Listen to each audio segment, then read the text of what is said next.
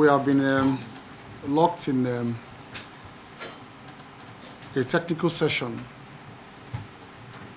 The leadership of this ministry, they are seated to my right. These are the regulators seated to my left.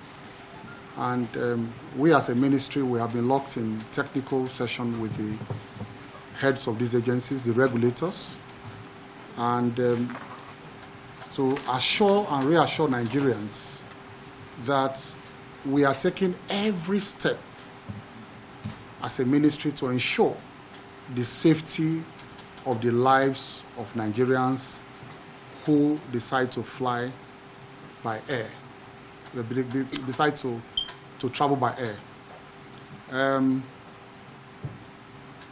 For the incidents that happened recently, some were minor, some were classified as serious accidents, but we didn't have any fatality. The NSIB is investigating these incidents, and it is a primary agency that's empowered by law to officially issue reports about any incident or accident that happens in the aviation industry. So I have directed them that within 10 days from today, they must submit their report regarding these incidents that happened and what actually transpired. However, we have some preliminary steps and precautionary steps that we are taking as a ministry and the regulators.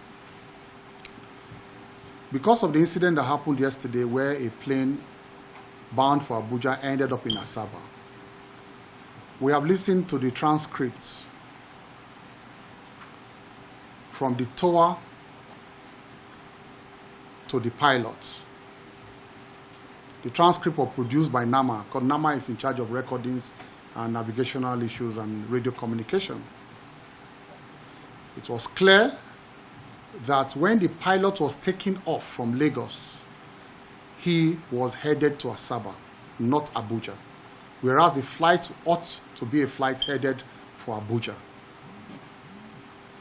There was no weather problem in Abuja yesterday. The NIMET DG is here. That's the NIMET. They are here. No weather problem in Abuja yesterday.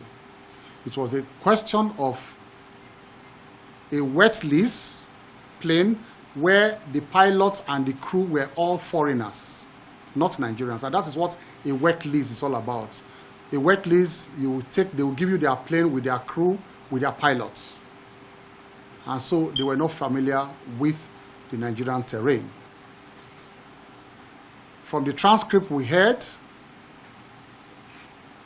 the tower kept asking the pilot, confirm again that you are going to Abuja, not Asaba. The pilot replied, no, I am going to Asaba. That's the transcript. Before they took off and they taxied into the runway, he asked again, the tower asked again, confirm that it is Abuja you are going, not Asaba. The pilot replied and said, no, I am going to Asaba. So it was purely an issue of in-house administrative issues that they had. The dispatcher who must have dispatched that plane, and everyone, we have said, interview everybody, and where sanctions should apply, we should apply those sanctions. However, this has opened the eyes of the regulators to new steps that they must take.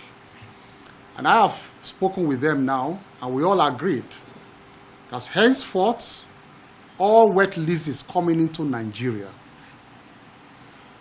you must have a Nigerian pilot seated at least on the jump seats. If it's not the two pilots, on the jump seats must be seated there with the foreign pilots. A Nigerian pilot must be there with them for all wet leases, even if it's for a few hours or few days.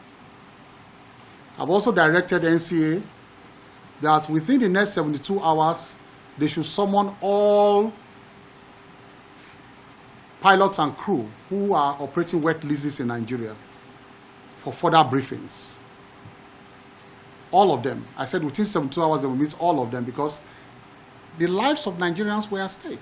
I mean, they are flying Nigerians, and our primary duty is to protect Nigerians. On that plane were, innocent souls that they took to another destination that they never planned to go. There was no weather problem. So I said they should meet them within 72 hours, NCA. Again, for every incident that happened in the past or that happens again, whoever is the regulator within the airline, because there are two types of regulators we have. The airlines, they have their own regulators within their fold, not NCA. So you will employ an engineer, for example, that will check the tires, check the bolt, check everything before they say you can fly. Now, if those regulators, they fail in their duty, then NCA should apply the hammer and withdraw the licenses of those regulators within those companies and blacklist them. Blacklist them. They can never get job anywhere in this country again. Blacklist them. Just like medical doctors suspend the licenses of doctors who were, the medical council suspends the license of doctors who are negligent in handling patients. Both involve life and death, both, whether you're a pilot or a medical doctor. So there's no, or you're an engineer, aeronautic engineer, there's no reason why you should continue to operate if you made an error of judgment and people's lives were put in danger. So I have directed that they should and must apply these sanctions to the hilt. They have started with United now today. All their wet leases, the NCA has taken a decision to ground them until they have a session with all of those foreign pilots and crews that are involved or that are operating these wet leases. Now, we have also decided that if you bring a wet lease to Nigeria, your cabin crew should be Nigerians.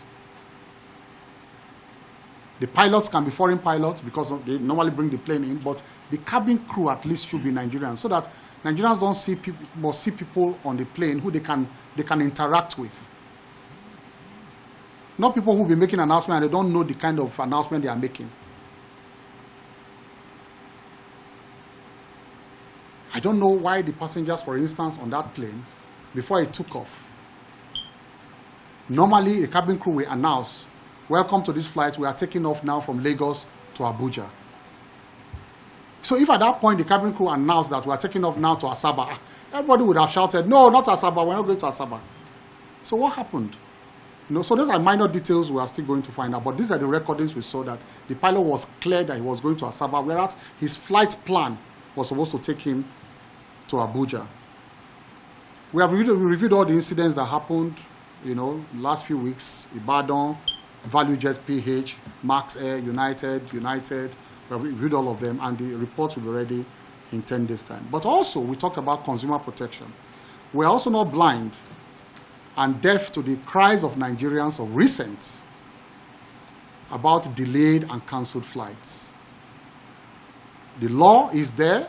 We have been trying to find a way to enforce the law. That's why maybe after my first announcement a few weeks ago, we kept quiet because we wanted to dig deeper to see how we can enforce these regulations and laws for compensation for Nigerians who bear the brunt of these delays and cancellations of flights and disrupting their whole activities. We thought of, can you ground the airline? You cannot. Because you ground airlines, because of one incident, you create more problem, more chaos. The process by which you take an airline to court or to something to extract compensation to each and every passenger, that's also a tough route to go. It's a tough route because you tell the person to come today, come tomorrow. Even the money will be looking for the compensation would have been exhausted by the time the person comes 10 days to your offices. So we've decided to take on the responsibility. I've set up a small committee to see how those sanctions must be enforced on these airlines if the reason for delay and cancellation is their fault. I repeat, if it is their fault. In many instances, it's not also their fault.